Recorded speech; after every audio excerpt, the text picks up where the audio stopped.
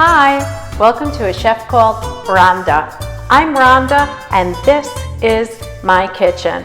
And today I'm going to show you how to make bruschetta or bruschetta. Bruschetta originated in Italy during the 15th century. This dish can be traced all the way back to ancient Rome. That's the time when olive growers would bring their olives to a local olive press and taste a sample of their freshly pressed oil using a slice of fresh Italian bread. Bruschetta, here in America, us Italians prepare the bruschetta in many, many different ways. Today, I'm going to show you the secret, which is simplicity to create a lovely bruschetta. Grab your trusty wooden spoon. Let's all meet back in the kitchen while I show you how to make a classic yet simple bruschetta. While I glove up, I want to go over the ingredients. Super easy, super healthy, super delicious, and super simple to make. In fact, I did in the effort to save time, I've already went through and prepared our Italian bread. I had a nice loaf of Italian bread and I sliced it on a diagonal. One side is toasted and the other is toasted. Can you see that? The basil. Also, today I have vine-ripe tomatoes. I choose to use these because they offer that real vibrancy, that real tomato flavor.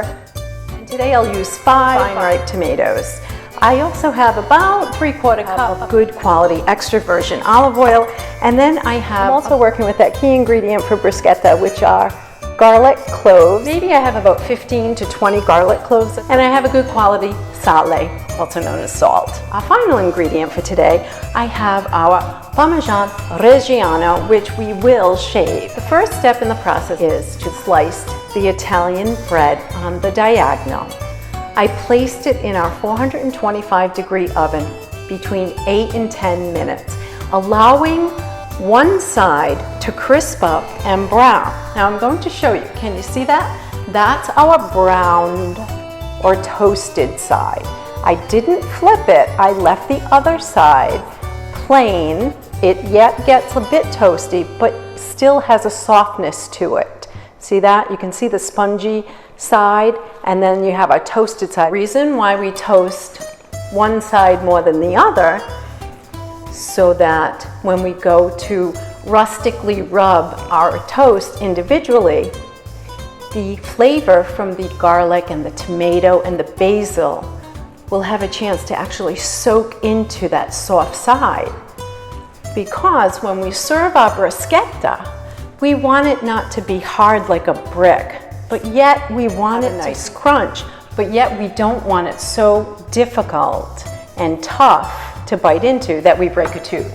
So hence, that's why we leave one side just slightly toasted and the other side is a bit dark. First step in the process, I have my garlic cloves, and this step will take some patience because individually I will rub the garlic clove on both sides of my Italian toast, as well as the rim. So to bring it up close to show you, I'm going to rub the garlic clove all across the crust, the outer shell, as well as both sides.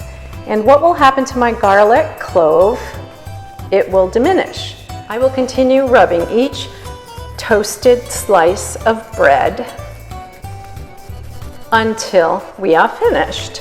And you can smell the garlic. Oh, it smells so fresh. And you'll be so surprised to know that when you go to serve this and try it and taste it, you will get such a vibrant finish of garlic on your palate. To take a moment and say hi to all my subscribers. Many, many thanks for subscribing to a chef called Rhonda. It's always healthy, always delicious, and always fun. Your emails, comments have been so enjoyable. Please continue to ask questions and be interactive. Our channel, A Chef Called Rhonda, is growing, and it's all because of you. Say many, many thanks. If you haven't subscribed to A Chef Called Rhonda, please would you consider hitting that subscribe button? My grandmother would have us stay in the kitchen and rub the toast like so one grandchild would have the duty of rubbing the garlic, the other would have the duty of rubbing the tomato, and I'll show you that as we move forward. And incidentally, I did want to make mention that my one loaf of Italian bread made about 30 toasts. So these are perfect appetizers for bridal showers or a Sunday brunch, and you can do it in a variety of ways. I just thought to bring you that most simplest and classic bruschetta way, as they do in the south of Italy. So now that we've finished rubbing each Italian toast with our garlic, and you can't really see that, but you can see that it's gotten a little bit more moist. Can you see that?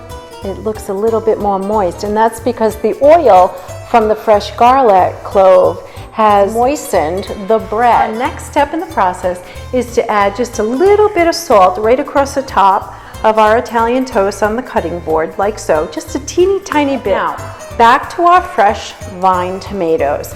This is a very rustic step.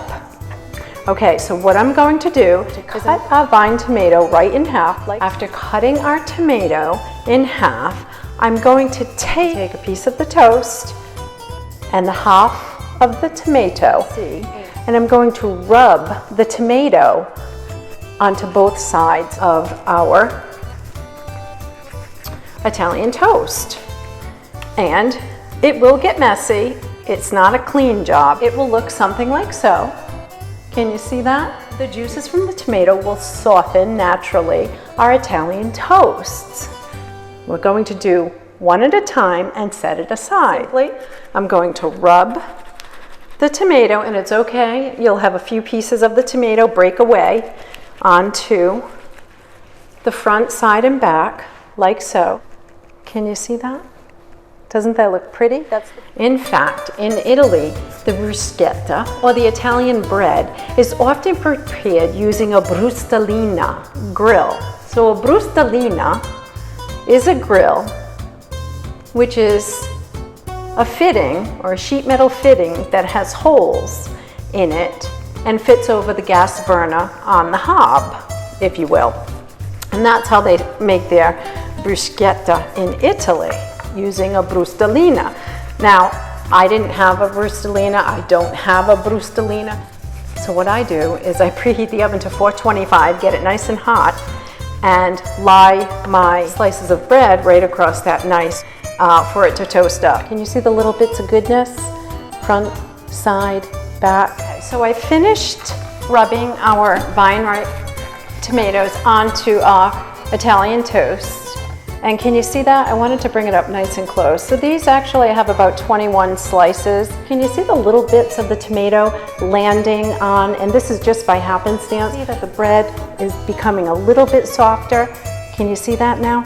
But yet still retaining most of the crunch. Take my olive oil, little very teeny tiny whisk, if you will, toast like so. Just a little bit of olive oil on each and every little toast. Teeny tiny bit, nothing overhanded, like so. Now that I've added the olive oil to each, it's now time to add a little bit of that fresh basil or basilico right to the top. I want to make mention, I'm using the softer side.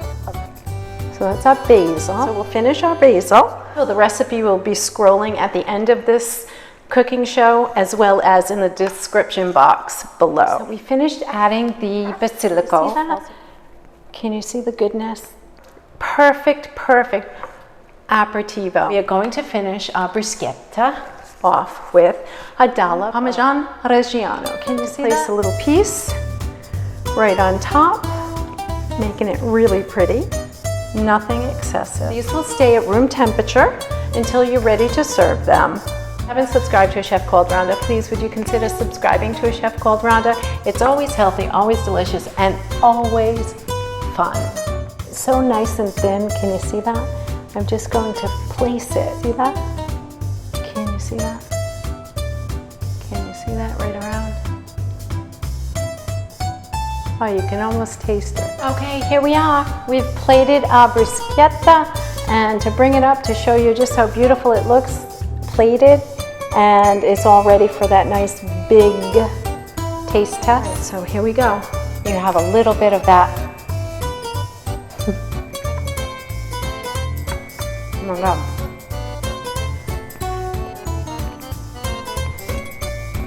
the toast. You can taste that bread goodness with that salty bite from the Parmesan and that exquisite flavor from the garlic that really stings the back of your throat, and the freshness from the tomato and basil. The secret to the best bruschetta is simplicity. It's always healthy, always delicious, and always fun. From my kitchen to yours, many, many thanks. Until we meet again, bravo, mangia, arrivederci, bye, ciao!